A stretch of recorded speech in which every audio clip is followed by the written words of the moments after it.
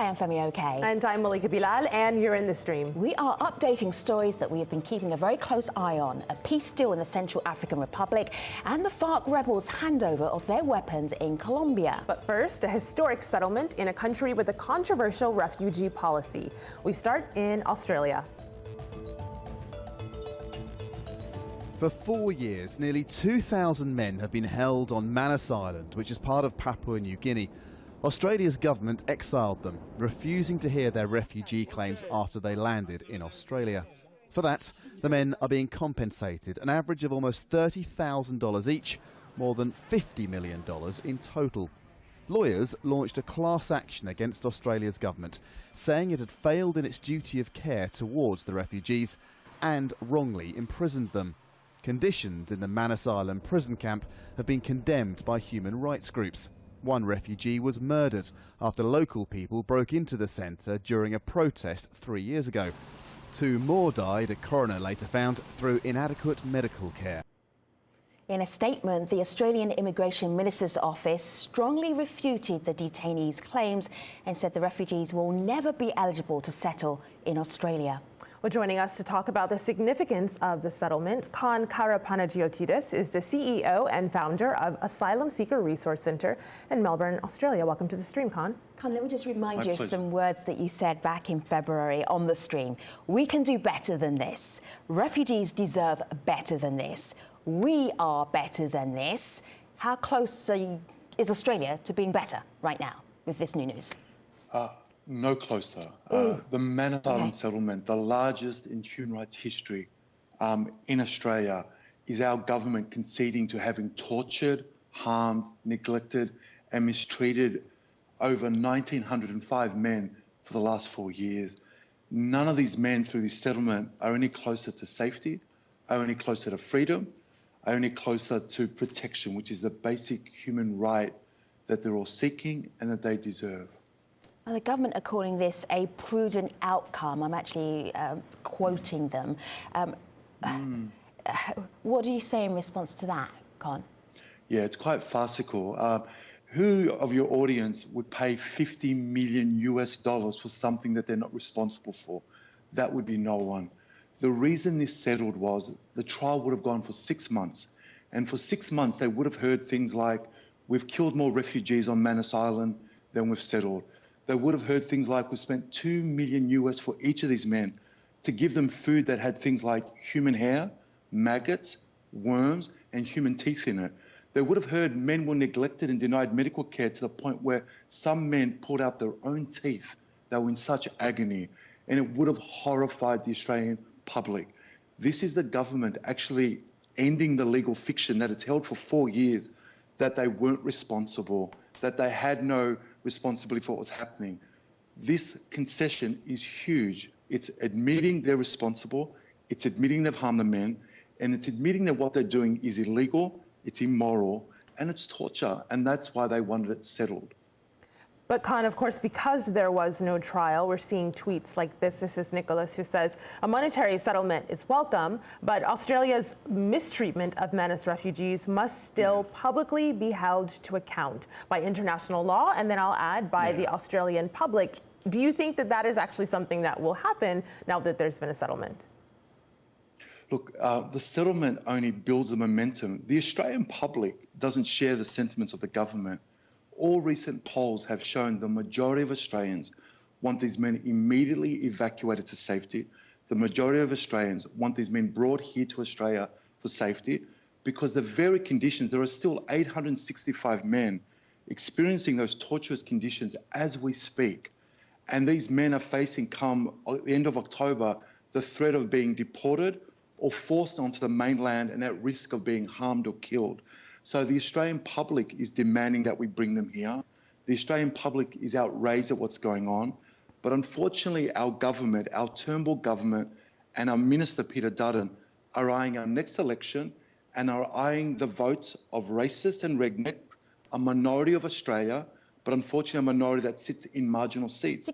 And that's what it's got its eye on. I'm hearing a disconnect then, a big disconnect from your perspective of what politicians are doing and what the Australian public want. Now, normally, politicians are doing what the public want because come the next election, they'll be in trouble if they don't. What's happening here? What's happening here is the marginal... If I went back, we've had these policies for over 20 years. Mandatory detention, 25 years. This is the second time we've had offshore detention centres. There used to be strong support for this. And over the last 3 years, the public can't stomach it anymore. And the public has had enough of the demonising and harming of refugees. But unfortunately, the disconnect is still there because both sides, both Labor, the opposition party, and Liberal, the government, are bipartisan in this policy. So there's a bottleneck there where neither side's willing to lead and take the high moral ground and stay on the side of justice. But there are marginal seats in areas like Queensland, Western Sydney in our country, which will determine possibly the next election. And in those electorates, this is a vote winner. It is a vote winner to show that you can brutalise refugees.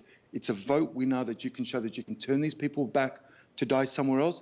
It's a vote winner to show that we've outsourced them in these gulags offshore. It actually is a vote winner because it's appealing to the Pauline Hanson one nation racists of our country, which are a minority, but a minority that's influential at the next election because of how our electoral system works. So, Khan, let me share a tweet from someone for which it is not a vote winner for. This is Kat. She says, the refugees have mostly been processed and their status has been determined. There's no valid reason why they can't come to Australia. But you mentioned 865 men. That's the estimate that are left there. This is Lucy, and she wants to know what's going to happen to them. She says, we hope the Americans will take some, but many of us fear that that number will be tiny. Onshore cruelty and offshore cruelty is intolerable. What will happen to these refugees? My organisation, the Asylum Seeker Resource Centre, which takes no money from the government on principle, has already offered to house, feed, clothe and care for every single one of them. If they were brought to Australia next week, we'll take care of them all. My community, our community, will take care of these men immediately. What's going to happen at the moment, Bart, is of the 865, only around a third are being considered for the US deal, even though the majority have been found to be refugees. And the rest are being told, come the end of October, the centre they're in is going to be bulldozed. They're going to be forced to the mainland where they're terrified because the locals don't want them and have threatened to harm them. And they've been told, if you don't want that, go home. So they're telling people, the government is sending these people letters saying to people who've been found to be refugees, if you don't like this, if you don't like being dumped in a country with no future, no safety, no security, you can go back to the country where we agree you objectively are at risk of being tortured or killed. Think about how depraved that is. Think about how bereft of decency that is. This is where we are politically in 2017 in Australia. And it's not isolated, unfortunately. Sure. You look at the Trumps, you look at the Le Pens, you look at the Brit Exit, you look at the Geert Wilders. We have at a time where we need moral imagination, humanitarian compassion, where we need values-based leadership. We are having populists seizing on fear, ignorance and racism globally, telling us to harden our hearts and close our borders at a time when we need to be talking about safe passage, saving lives, protecting refugees and opening up our communities to these incredible, resilient people who simply want what me and you want, which is safety. And all of us, apart from Indigenous people, are the descendants of people that have crossed sea or land in search of a safe and better life. Con, let's leave on a more upbeat note, and I'm going to share something from your Twitter feed which explains what you were doing in the last few hours, 20 hours of Refugee Day. I hope we can raise 300,000 for the ASRC telethon, and that's the Asylum Seeker Resource Centre. That's your resource centre. Australian public, hold my beer. This is how much you raised. You're looking very happy there. And let me just tell our audience how much sleep you've had in the last 24 hours. Is it 90? About 90 minutes. 90 minutes. Yeah. But this is telling a different story. This is telling a story of how Australians connect with refugees, correct? Yes, we went for, the telethon went from morning to midnight. Right. We had 40 of Australia's leading celebrities. We had people calling from across Australia to places like Mexico, Thailand, Indonesia, Bali, New York, France, people calling from everywhere, even globally, But at the heart of it was stories like the 92-year-old grandmother who was calling up going, I don't have much, I'm in an aged care home, but I've got $25. I had a person call up who's like, I've got only $45 to my name, but I want to give more than half of it to refugees because they need it more than I do. That's actually my country. It's a country that is welcoming and compassionate. Sure. And that's actually most Australians. Most Australians are decent and kind people. And our AZC telephone showed that thousands of people who are calling, not actually to give money, right, but more so to give hope and to stand up and say, this government does not speak for us. We're proud to protect refugees and we want to welcome them. It was beautiful. I'm still on a high. All right. You're on a high, but not much sleep, but we appreciate you being here for our update. Con Karapanagiotis. We have to leave it right there. Thank you for the update. So, we go from Australian immigration to Colombia, where Farc rebels are laying down their weapons. It's an image for the history books. A United Nations observer receiving Farc rebels' weapons, unloading them, before storing them into a safe container under their control. For the first time, Colombians saw what the rebels' disarmament looks like since the signing of a peace deal. However, no video of a fighter handing over a weapon has been released. A symbolic gesture of surrender the Farc refused to show. Yet, after Tuesday, the UN will have received 60% of the Farc stockpile. The rest is expected to be handed over by June 20th, formally bringing to an end the rebels' existence as an armed organization. Well, under the deal, Farc cannot form a political party until it gives up all arms. Presidential elections are scheduled for next year. So here to discuss more with us is Federico Hoyos, a member of the House of Representatives with the Democratic Center Party in Colombia. Welcome back to the stream, Federico. I want to start here on my laptop with this tweet, tweeted out by the international Twitter account of Farc, the Revolutionary Armed Forces of Colombia. This June 20th is the laydown of weapons process, and it will be complete. Farc complies with its commitment with peace and history. Federico, of course, that June 20th deadline has come and gone. Clearly, it's passed, but it has been rescheduled. What do you make of the status of it? Since the beginning of the process, this has been the commonplace. All of the deadlines have not been fulfilled, and the Farc has always been giving different reasons in order not to end up the negotiation process and the handing over of the weapons. Most importantly is not the deadlines, but that they hand completely all of the weapons. And not only the weapons, but all of the illicit money they have gained during more than 50 years of drug smuggling, arms smuggling, terrorism, and all sort of illegal activities. It's not only for them to give over the weapons, it's also for them to repair the victims, but also give all the money they have gained during more than 50 years of conflict in Colombia. But aren't you at least a little optimistic that they are in the process, and whether or not it has been postponed by a few days, by a week, it is happening? Yes, it is happening. And of course, this is not a message of not optimism. The thing is that this has been a lot of secrecy. We believe that the media and civil society, organizations of society have not been able to check and make to see what is being going on. All of the footage that we know is from the UN. And as you were saying, not a single member of the Farc. You're talking about footage here. Let me show you something, because this caught my eye. It's very slick. This is not news footage. This is almost like a promotional video. But again, it comes from Farc, and it shows what they say they are doing in terms of giving up their ammunitions. Have a look. Con la destrucción de municiones y explosivos en nuestro poder, realizada el pasado 13 de junio en La Elvira, Cauca, damos una muestra más de nuestra disposición a cumplir los acuerdos. So I'm looking here, I'm seeing weapons, I'm seeing ammunition, and the Farc are saying this is what we're doing, this is our contribution to the peace process. Does this look cynical to you, or do you feel that the peace process is going on, but perhaps not in the way that you want it to happen?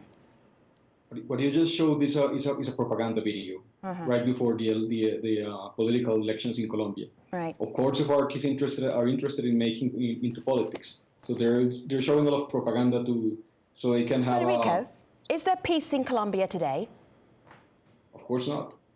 Last Sunday we had a bomb explosion here in Bogota. Not from the FARC, from a different organization. But of course, I've said it in this program different times. Peace in Colombia does not depend entirely on the FARC. We have different illegal groups, different terrorist groups, and the state is not combating them effectively.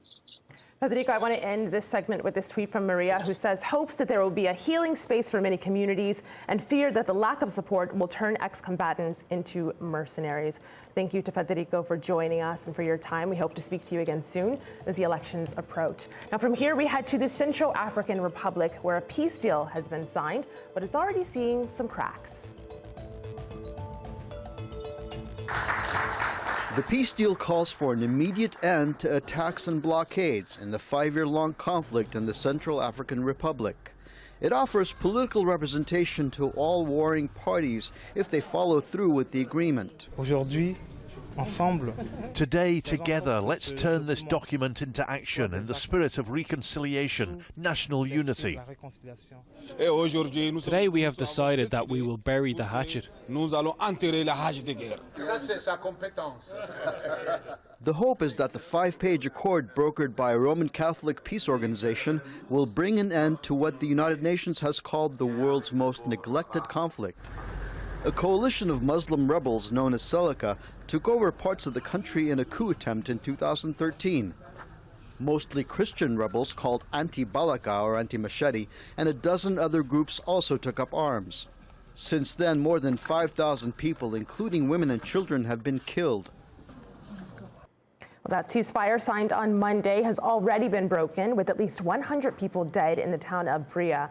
And officials say intercommunal fighting continues. So with us to discuss more, Al Jazeera journalist Azad Isa and Sorin Forcoy, photo editor at Al Jazeera English. Azad and Sorin returned to Doha on Tuesday from a 10-day reporting trip to the Central African Republic. Gentlemen, it's good to have you here. Thank you for doing a show and tell with us. We have some photographs, we have some stories. We're going to show them, you're going to tell us. We start, Sorin, in a school. Why is this picture so important? The school, you can see in the picture, has nothing. There is no furniture. It's overwhelmed with kids from the IDP camp, just close by. Kids carrying their own furniture, their own chairs to school.